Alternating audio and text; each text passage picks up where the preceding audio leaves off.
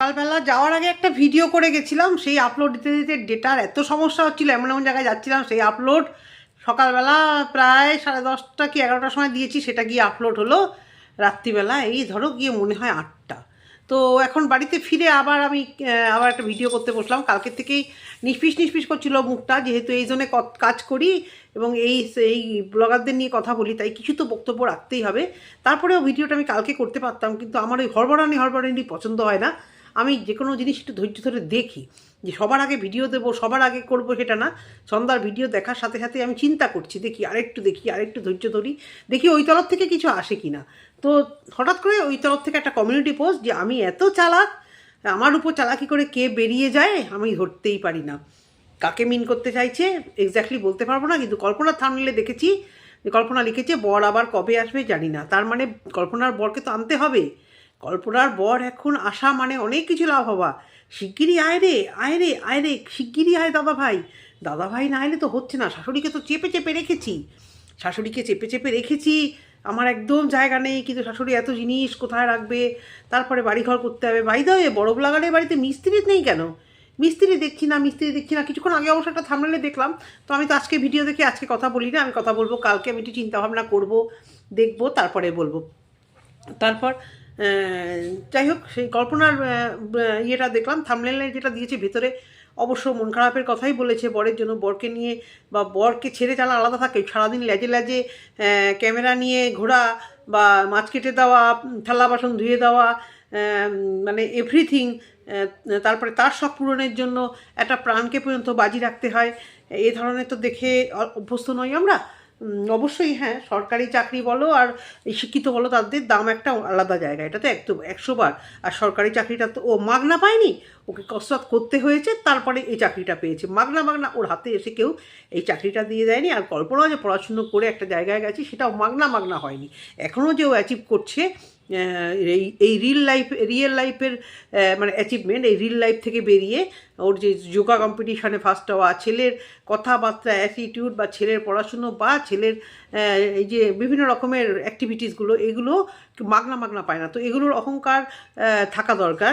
নাকি ইউটিউবে আমি মানে ওই সিম্প্যাথি কার্ড খেলে আমার বাড়ি ঘর ভাঙা, আমি নাচ করলাম, আমি গান করলাম, এটাতে আমার মনে হয় খুব একটা ট্যালেন্ট দরকার হয় না। আমি দেখি তো এই যে তিথি তুষার বলো বা আরও অনেকে, ওদের এডিটিংটা ভালো হয়, কিন্তু অ্যাক্টিং বা ভিডিও, তিথি তুষারের কথা আমি বলছি, রাখি ফাঁকি, ওদের ভিডিওতে কী এমন থাকে বলো তো? ওরা যে আজকে কারি টাকা কামায়, হ্যাঁ, শুনতে বাজে লাগলো। যে রাখি ব্লগের আশেপাশে যারাই থাকে, তাদের ভিডিওতে তাদের অভিনয় কী থাকে বলো তো? কী থাকে এত ভিউজ পাওয়ার মতো? তো ইউটিউবে ভিউজ পেতে কি সেই হারে যোগ্যতা বা সেই হারে অহংকার করার মতো কিছু থাকে না। যারাই অহংকার করেছে তারাই মুখ থুবড়ে পড়েছে। আমার এটা কথা না, কথা হচ্ছে যে ছন্দার কালকে ভিডিও দেখে আমার অত্যাধিক খারাপ লেগেছে। না পারতো। আমি ভাবলাম ছন্দার জীবনে এত কিছু ঘটে গেল, ছন্দা একটু মানে অ্যাক্টিং করলো না, ছন্দা একটু এটা দিয়ে ভিউজ কামালো না, এটা দিয়ে এরকম করে একটু থাম্বনেল দিয়ে ও বাবা গো, ও মা গো, আমার সর্বনাশ হয়ে গেল গো। সত্যি এই জন্যই তুমি এই জায়গায়, আর এই জন্যই তোমাকে, কল্পনাকে, আমার মতো মানুষ, কারণ আমিও তো এইরকমই, ওই ভিডিওতে থাম্বনেলে এক, ভিডিওতে এক, সেগুলো তো করতে পারি না। সেই জন্যই মানে তুমি আজকে তোমার এত সুন্দর ভিডিও, যদিও তোমার ভিউজ খুবই ভালো হয়, সেটা একটা জেলাসির কারণ বলছি, তো সেই জন্যই আজকে পারো না তুমি এটা করতে। ছন্দার কান্নাটা নাটক মনে হয়েছে কি রিয়েল কান্না? কথা বলতে বলতে বুক ফেটে চলে আসে এখানে। এটা অভিনয় নয়।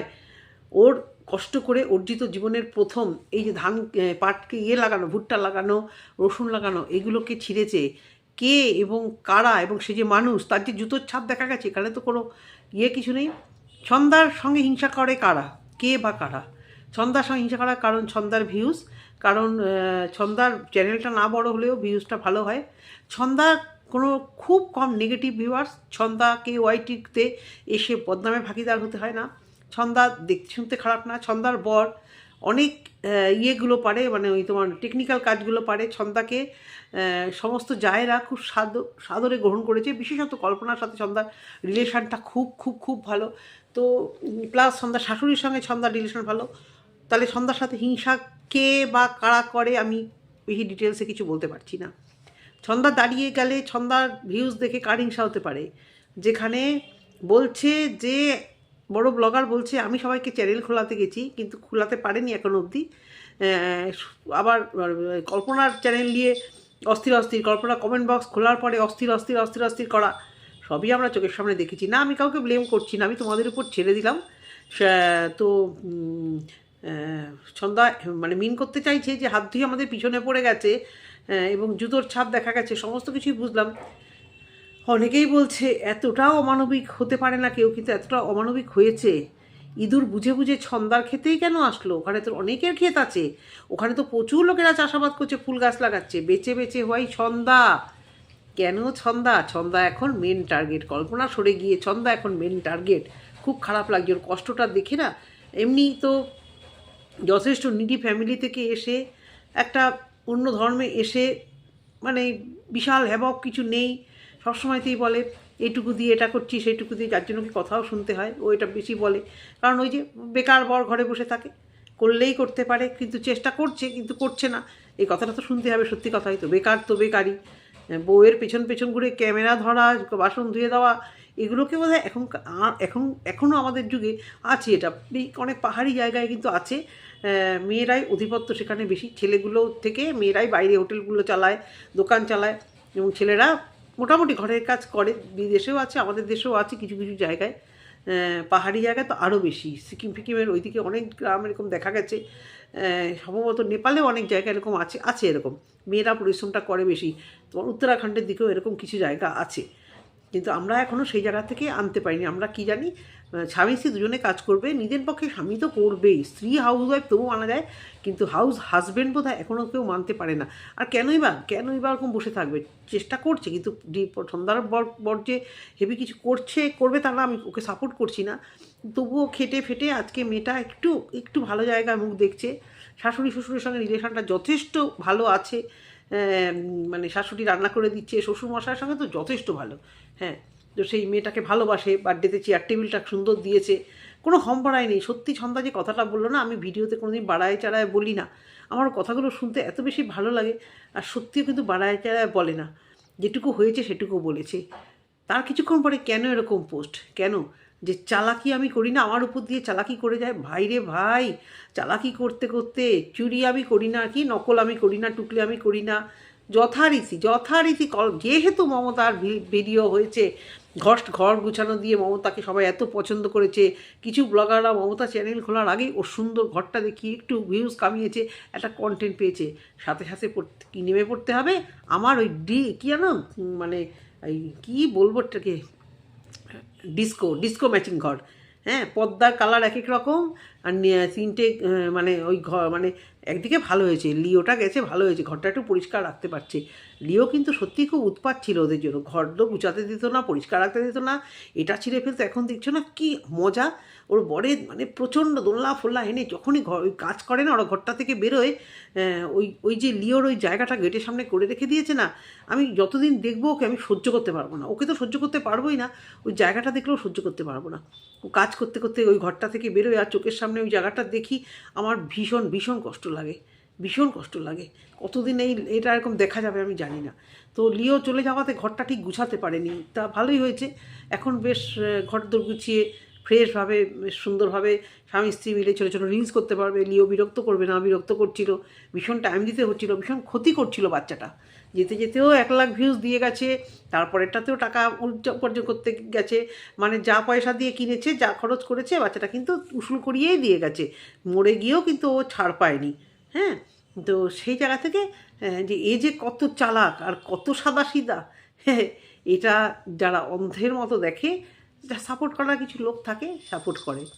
হ্যাঁ, তো সেই জায়গা থেকে বলছি, ছন্দার যে ক্ষতিটা করলো, অনেকেই লিখেছে তার কি ভালো হবে, লোকের ক্ষতি করলে সে যেই হোক, কে করেছে আমি কিন্তু বলছি না, আমি কিন্তু জানিও না, কিন্তু কোনো মানুষই করেছে।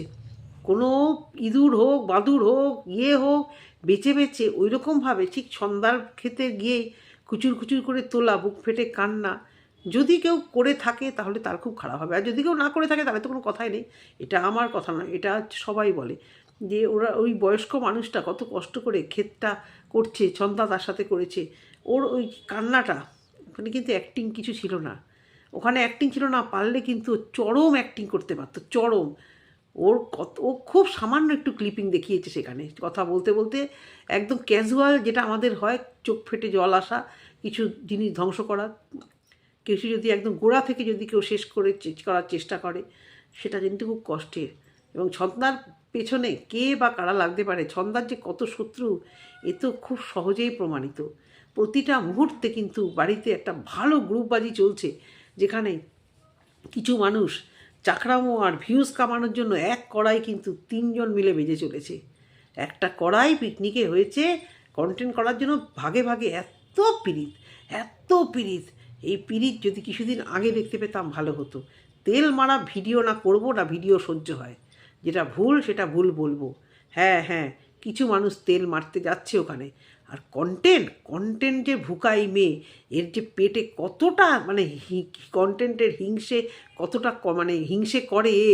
আশেপাশে ব্লগারদের ভিউজ হলে, এই মন্দিরার ভিউজের সময় মন্দিরা টিন পালিয়ে গিয়েছিল, সেই আমার কথা এখনও কানে বাজে, কোন কন্ট্রোভার্সি ক্রিয়েটারকে বলেছিল আমি ভিডিও করেছিলাম কিন্তু ভিডিও দেবো না, আমাদের ভিডিও তো কেউ দেখবে না, এখন সবাই পরকীয়া ভিডিও করে।